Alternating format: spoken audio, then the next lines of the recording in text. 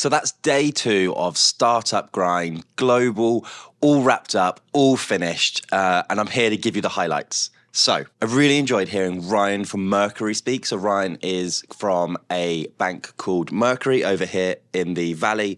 And before that, he worked at WhatsApp and a few other places. And he wanted to share his thoughts and his tips for growth and how you can grow a business and a startup and a product. So he had a first really good point, and it just hit home straight away. As soon as he said it, I was like, this is so obvious. But I don't think we talk about it enough. And that was, growth always starts with good retention. There's no point in growing if you're not keeping who is using your product. And I thought that was spot on. And I'm sure there's ways we can think in our communities, in our product, in our businesses, in ways that we can improve our retention so that when we are growing, we're actually growing year on year, not just growing to keep the ship stable. He then went on to talk about an anecdote from his time at WhatsApp where they ran a huge ad campaign for WhatsApp Business. And what they were finding was their retention on it was really poor. So they spent $1 million on this ad campaign. It was really pretty. It looked lovely. But they were finding that while they were getting people landing, they weren't going through. And it was at this point, he thought, right, let's speak to the users. Let's find out why people aren't sticking around on WhatsApp Business. And a lot of them just said, look, it's actually really scary. So when you download WhatsApp Business and you type in your phone number, it says, right, we're going to convert all of your messages into WhatsApp Business messages. And at that point, people were a bit freaked out. They're like, well, what WhatsApp is, I live in WhatsApp. That's where, all my chats with my friends are, my family and business folk. So that was our first risk. So they needed to work on the copy around that to improve it. But also what they were finding is actually when people did move, you lost like 1% of your messages. And if that was someone you speak to and care about, that was a huge deal. And when they realized this, they could quickly fix it. And they realized that the trust was then kept and people would be more sticky around the product. And he then went on to chat about how the best growth comes from the extension of your product. You don't need to work on something completely new, completely shiny to see growth in your product. His example here was when he was working at Meta, working on the Facebook product, and they implemented the boost button. So the boost button was on Facebook pages. You could press it and you could boost a post. It was really simple. It was really obvious what was going on. At no point was, someone who's completely not in the world of advertising, they were still able to work out what was going on. You could run a bakery, put in a picture of a cake up, hit boost, and you would understand the concept of what was going on. And when they realized this, they used a phrase called doubling down. So that was a case of, right, we know this works. Let's really go all in on this. And that was just an extension of the product they already had, just repackaged in a different way, rather than building out entirely new features, entirely new set. So that was Ryan from Mercury.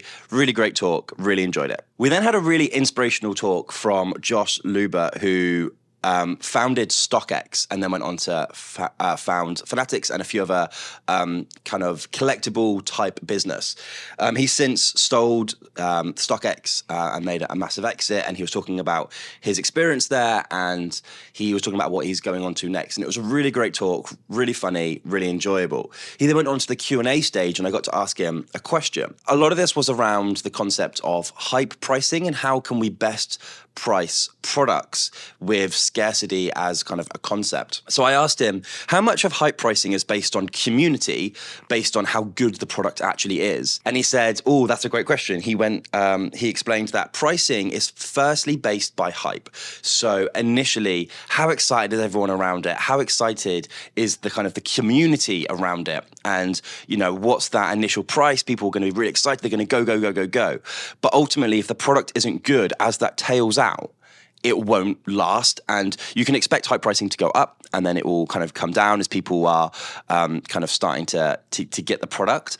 But actually, if the product isn't good, it will just keep going down and down and down. So what he was explaining was, it's great to have that community and it's great to build excitement and hype around what you're doing and build scarcity. But actually, if the product's not good, it's not going to maintain its value anyway.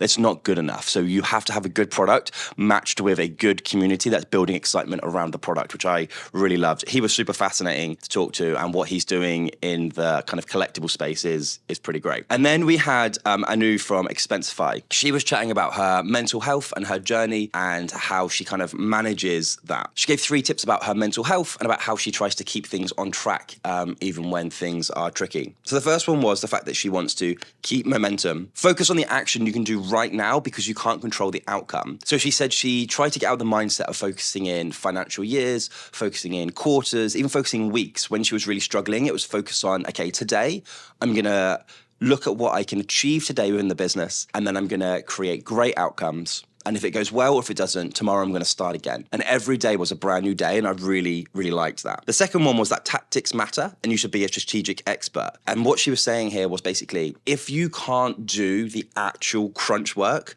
you shouldn't be doing the strategy work. This was fascinating for me. So she was explaining how she found that she was able to find a role that suited her because she was able to physically do the role. So when she had to come up with strategy for it, she could relate much better, and that took a lot of weight off her shoulders. And then lastly was kind of one that was fairly obvious but was always good to hear, and that was you got to build your team. Build a team of people that know you, trust you, kind of give you what you need so you can go out and achieve, and how you should do that and not do it alone. And then lastly, we heard Garry Tan. He is the president of Y Combinator, and it was really great to hear him talk. He had lots to say about issues going on in San Francisco, but also what's happening in the startup space. YC, so Y Combinator, have invested in many huge businesses from a really early stage. I think the most famous one being Stripe. And he had this line, and I'm going to leave you with this line today. So the line was, pick your vertical and fight harder for that. There's no need to be everything to everyone.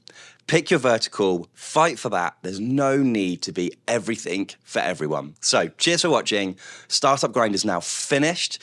Tomorrow kicks off CMX, and I am so excited to be at the community conference of the year over here in California, and I'll be bringing everything I learned to that to you.